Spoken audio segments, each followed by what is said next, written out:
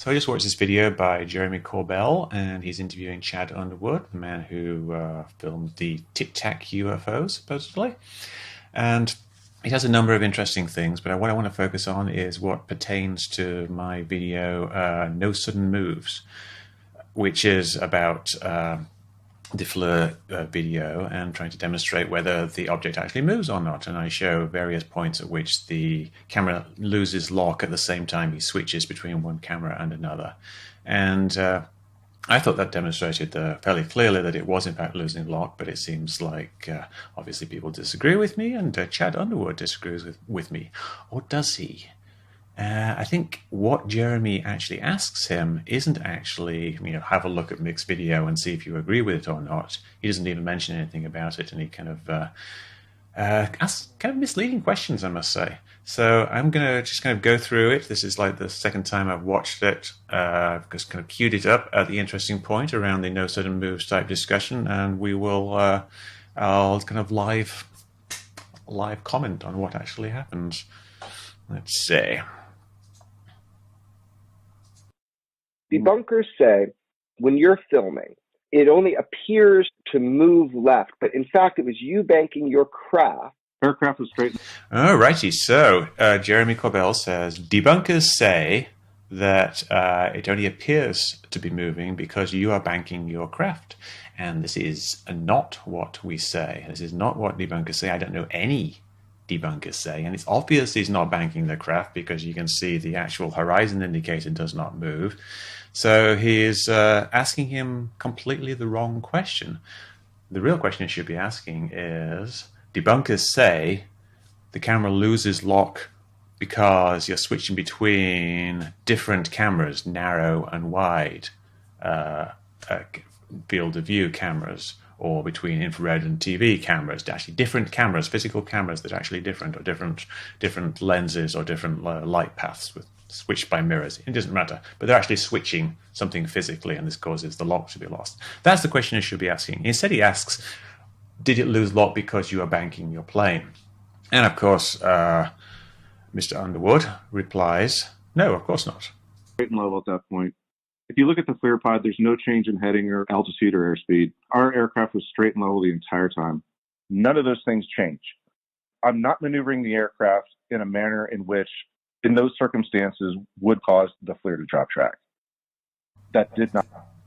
So he basically just said what I've said, like that he didn't bank the aircraft because no one's actually saying he's banking the aircraft, and this is just a red herring, a straw man invented by Jeremy Corbell so he can say, oh, debunkers say they're banking the aircraft. And no, debunkers do not say that. And so, of course, Underwood was quite correct in saying that there was no banking of the aircraft growing, and so there's no reason for that to cause the lock to be lost. Did not happen. I was at a very benign heading, airspeed, True. altitude, and bank angle that the FLIR will not drop that track. Yeah, the FLIR is not going to drop the track from plane movements if the plane isn't actually moving and you're just flying along in level flight behind something and you don't change the camera that you are using. When the aircraft zips off to the left and you see the two bars that were on either side of the Tic-Tac, you'll see they'll try to reacquire. When you see those two bars kind of widen, that means it's trying to open up its eyes wider to find you again and then get back to an auto track. By that point, the Tic-Tac is already way off the left side of my. Okay, so this is fascinating because he talks about the bars widening and the Tic-Tac going off to the side, and he says that by the time the bars are widened enough, the Tic-Tac is too far away, and so it can't reacquire track. So that means, it's lost track when it's widening these bars. And he only talks about this in the context of the very final bit of the video, at the end of the video, where it zips off to the left-hand side. But the thing is, it does this several times throughout the video. It actually loses track and reacquires track several times throughout the video. And it doesn't, almost like he doesn't seem aware of this. There's several points, and I go through them all in my No Sudden Moves video. Let's see if I can just demonstrate one real quick. Let's see here. Here's the FLIR video, and there's, at the end, yes, it goes off to the side. There's the bars widening, but it's already gone outside, so it zips off. But if you go back a bit in this video, oh, there it is. And we press play here. There's this swivel, which is the camera doing kind of a gimbal adjustment. They have to do this when they're close to 0 degrees. You see it's at 2 degrees here. They do these gimbal adjustments because they have to reconfigure things for going the other way. And so everything goes around. You see the image swivel around, and the thing comes out of the two bars. So now it's lost lock, but it's not lost lock because of any sudden movement of the target. The target didn't swing around in a circle. You can see the entire sky swings around. You can see it's just a movement of the camera. It's lost lock because of the camera. And then what happens? The bars widen. The bars widen, and it reacquires lock. So in the middle of his sequence, his video that he filmed, he lost lock because of a camera movement, and the camera managed to reacquire lock. This happens several times. I go through various examples of this, and it loses lock for different reasons, but generally it's because of either some kind of glitch or some kind of gross camera movement, like this gimbal correction, or it's because it's switching cameras. It switches between a narrow and a wide view. And if it's losing lock here because of a camera movement, why isn't it losing lock at the end because of a camera movement? And it's not even a camera movement. This is a switching from narrow to let's see, from wide to narrow, I think at this point at the end. But it's switching cameras. I go through it all in my video. And let's watch the end of it again, actually. All right, so the camera widened the bars, but it was already a little bit outside of it. And at that point, still in one-time zoom here, note, we'll come to that in a second. It's outside. It didn't manage to reacquire lock, and so it continues on outside. And it's lost lock, basically. Just this time it lost lock, didn't reacquire it previously, and several times it lost lock, reacquired it. All right, let me just go back and let's see what we were talking about here. My scope, and basically it's gone. They also say that there was a 2-time zoom right at that moment when the Tic-Tac UFO appears to shoot off to the left. They also say, I'm imagining he's referring to me because I talked about the 2-time zoom. The 2-time zoom makes it look like it's moving faster than it is. That's all. The 2-time zoom has nothing to do with losing lock because it's only a digital zoom. Nothing at all to do with losing lock. It won't have any effect whatsoever. The system isn't going to take that into account. So I didn't say the 2-time zoom will make it lose lock. I said all these other things, a whole bunch of different things will make it lose lock. I didn't say the 2-time zoom. But which one does Jeremy choose to actually bring up as an example? The one that I didn't say. So it's an exaggerated speed. Did you lose track on it? What makes it go left? When you go from 1 to 2x or something like that, 1 to 2-time zoom, you're not dropping the track and trying to reacquire it in 2-time zoom. At no point will it drop track.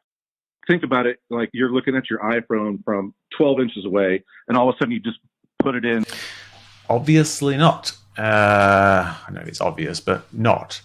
And you can kind of see that here because if you look at it, when it loses track at this point, it's still at 1-time zoom. It doesn't actually go to a 2-time zoom. I'm going to single frame it forward here.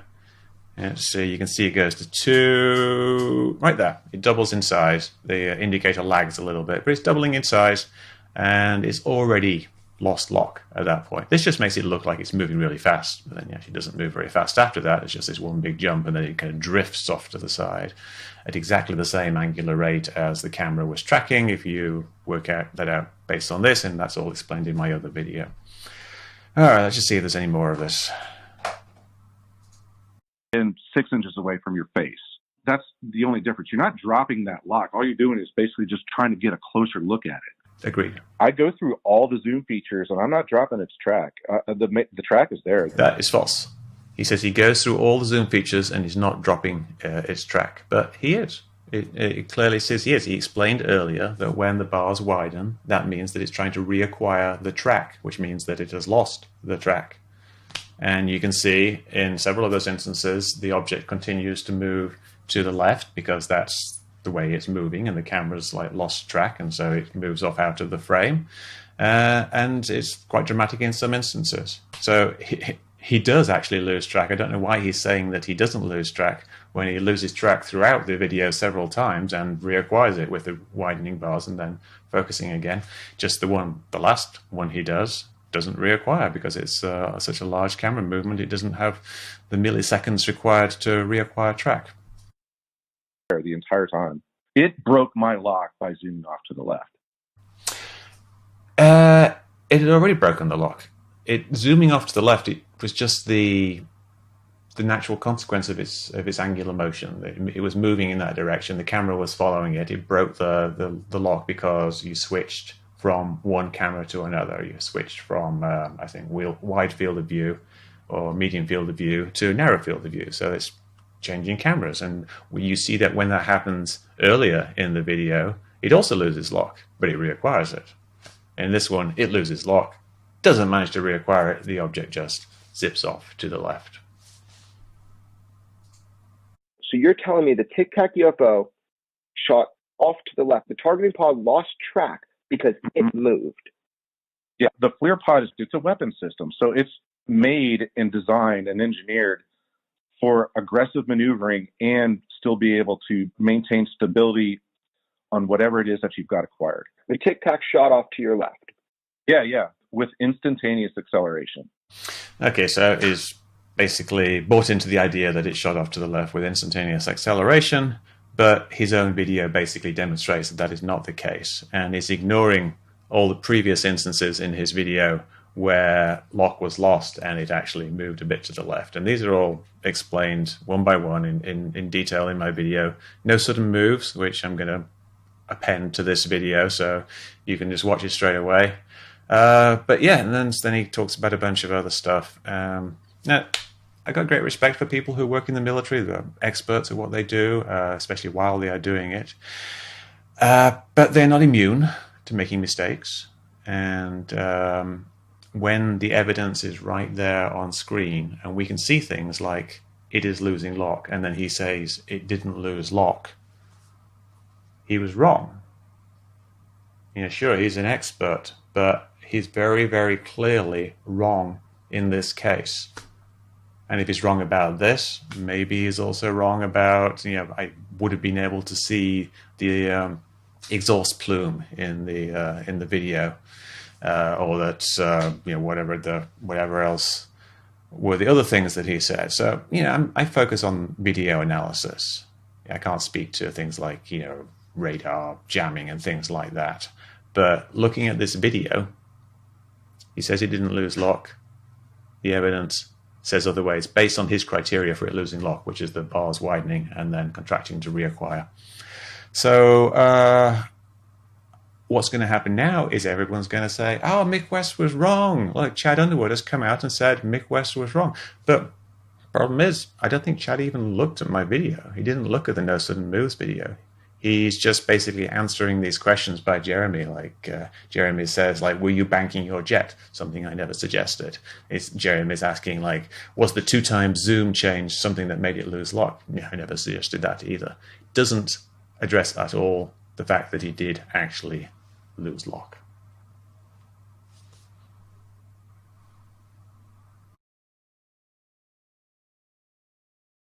It's claimed that the Nimitz FLIR video from 2004 shows an unusual flying craft performing a series of high-G maneuvers, culminating with it shooting off at an inhuman rate at the end of the video.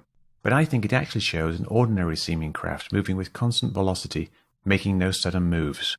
To help demonstrate this, I made a version of the video overlaid with a timecode and larger versions of relevant information from the display. I corrected the zoom indicator changes between 1x and 2x, so they happen on the actual frame of the zoom change and not a few frames later as they do in the original. I added indicators when there's some kind of lens change or a gimbal adjustment or other events that cause apparent motion. There's a link to this version of the video in the description below. The number at the top shows the heading of the camera in degrees relative to the front of the plane. This goes from 4 degrees right to 8 degrees left. The horizon indicator in the middle shows that the plane is not turning, so this means that the object has an apparent angular movement to the left. The indicator gets a bit squirrely around 0, probably due to gimbal lock issues, but if we take the 7 degrees of motion from the start of 1 degree left at 44.15 to the start of 8 degrees left at 1:12.27, that's 7 degrees in 29 seconds and 12 frames, or about 4.2 seconds per degree of leftward motion. So we've got this object moving left. The camera is tracking it so it stays in the middle of the screen. You can't see any background in the video, so there's no visual frame of reference for the motion, but it might look something like this if there were some clouds just behind it. To accurately get the speed here, I set the field of view in the 2x narrow mode to 0.35 degrees, as found in the SCU report. So it takes about 4.2 times 0.35, or about 1.5 seconds to traverse a frame. What would happen if the camera stops tracking the object?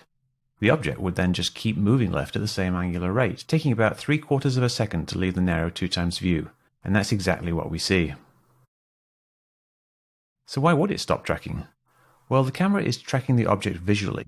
We know this because every time there's a physical lens change or a camera change or a sudden rotation of the camera, we can see the lock being briefly lost.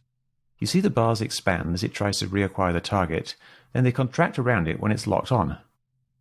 But while it's locking back on, or if it never locks back on, then the object will just continue its motion to the left, looking like it's suddenly changed speed when it's actually just the camera. So here's what happens in this video. At 0:40.29, there's a lens change from TV mode to IR mode. Lock is very briefly lost. The object goes to the left for a few fractions of a second, and then the camera catches up and the tracking continues. At 0:43.13, there's an interruption of the video. Lock is again briefly lost, a slight leftwards movement, and then we are locked back on again. At 0:49.06, the camera does a gimbal rotation adjustment to prepare for transiting 0 degrees. You can see that the entire scene rotates. Lock is lost, and the object ends up a bit to the left. It drifts a bit more left, and then we lock back on. At 0:55.20, there's a similar thing with a very tight circular movement and a small movement to the left. At 1:11.28, there's a lens change from narrow to medium fields of view. Because this is the same camera, there's less blanking. So as we transfer between lenses, we see the object seem to shoot off to the bottom left. It then reappears in the center, but as we've lost tracking, it moves slightly to the left. The reticle expands, we lock back on and back to tracking. At 1:14.00, a similar thing happens going back to narrow, but with the change being more obscured. The object vanishes and reappears slightly to left to center. It's just outside the target reticle and we've lost lock. The reticle expands, but the object has already started to move left. The reticle expands again, but now the object is outside and moving left. So it never gets the lock back and the object drifts leftward. We're in at 1x zoom here, so it's not moving left that fast. But then, at 1:14.14, the pilot switches from 1x to 2x zoom, causing a sudden jump in the apparent position of the object. It then continues to drift off to the left twice as fast as before, at exactly the speed we calculated earlier. So all the apparent movements we see are consistent with the object simply moving in a straight line to the left. So this is perfectly consistent with something like a distant aircraft, just flying along quite normally, making no sudden movements. So if this interpretation is correct, what does it mean? It means the To the Stars Academy is wrong. It means the experts on the History Channel were wrong. It means the SCU report is wrong. It means Jeremy Corbell was wrong.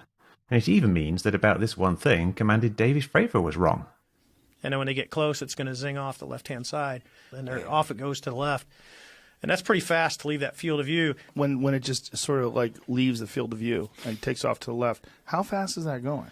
For something to leave the field of view that fast with the pod just staring is pretty fast. I mean, it's like out of here. Of course, that does not mean he was wrong about anything else. Nor does this video showing something moving in a boring way mean that it's not a UFO. Nor does it mean that Fravor and other people didn't observe different things doing more exciting things at different times. It just means that, despite what everyone was saying, the Nimitz FLIR object is not an extraordinary craft. It makes no sudden moves.